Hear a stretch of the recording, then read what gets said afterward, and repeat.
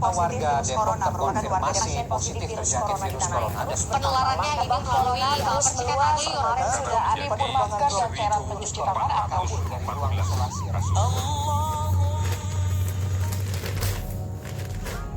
Di era yang serba digital ini, banyak berita tersebar di berbagai media.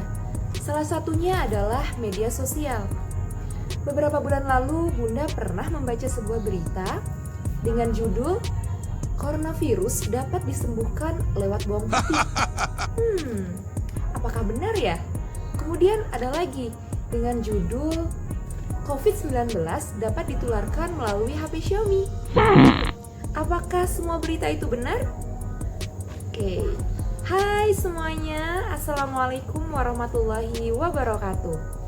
Nah, dari kasus-kasus tersebut, kita dapat menjawab semua pertanyaan itu jika kita sudah membahas dan mempelajari bab pertama di semester 1 ini, yaitu mengenai teks berita. Jadi Bunda, apa itu berita? Banyak kejadian di sekitar kita. Apakah semua kejadian itu dapat dikatakan sebagai berita? Kemudian, banyak informasi berada di sekitar kita. Apakah itu juga termasuk ke dalam berita? Nah, ternyata nih Ananda, tidak semua informasi dikatakan berita. Ada pepatah nih yang mengatakan seperti ini. Andi digigit seekor kucing bukanlah berita, tapi Andi menggigit seekor kucing itu adalah berita. Pepatah itu menjelaskan bahwa peristiwa yang luar biasa itu yang disebut berita. Jadi, berita adalah seputar informasi atau segala informasi yang luar biasa dan bersifat aktual serta faktual. Coba ulangi lagi. Semua informasi atau segala informasi pada peristiwa yang luar biasa yang bersifat faktual dan aktual. Coba Bunda tanya, masih ingat nggak pengertian faktual dan aktual itu apa? Nah, tepat sekali. Faktual adalah kejadian yang benar-benar nyata atau fakta. Sedangkan aktual adalah peristiwa yang baru saja terjadi atau hangat terjadi sehingga masih hangat untuk diperbincangkan.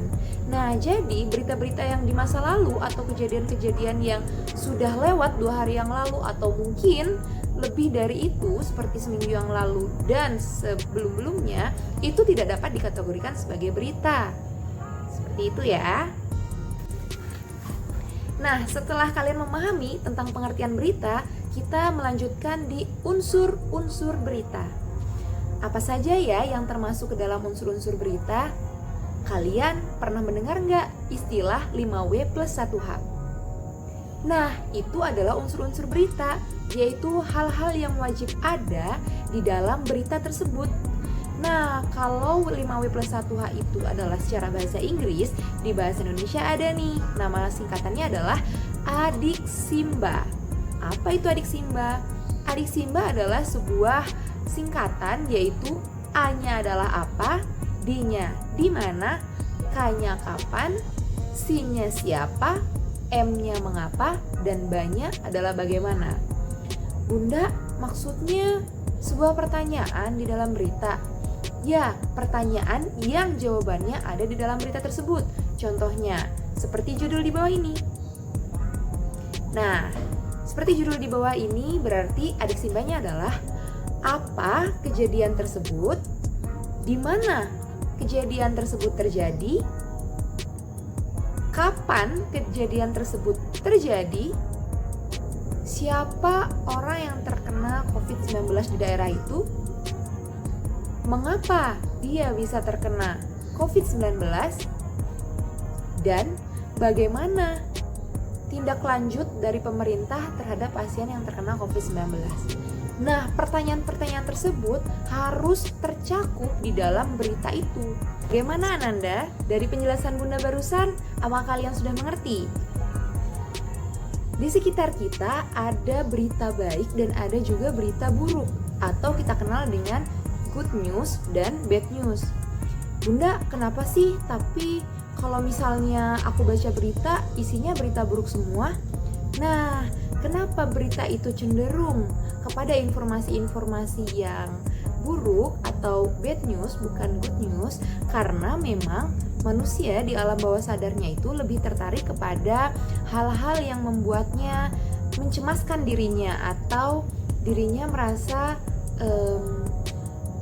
tidak aman. Nah, oleh karena itu berita-berita yang tersebar di sekitar kita banyak yang menginformasikan tentang keburukan. Misalnya ada maling di daerah ini, ada perampokan di daerah ini, ada pembunuhan di daerah ini, atau seperti informasi mengenai COVID-19 lebih banyak mengenai berapa orang yang terjangkit dibanding beberapa orang yang disembuhkan.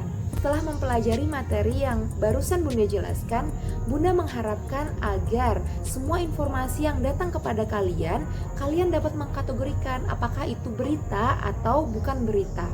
Dan ingat, kalian jangan ikut menjadi tersangka atau pelaku dalam penyebaran berita-berita hoax atau berita-berita yang tidak benar.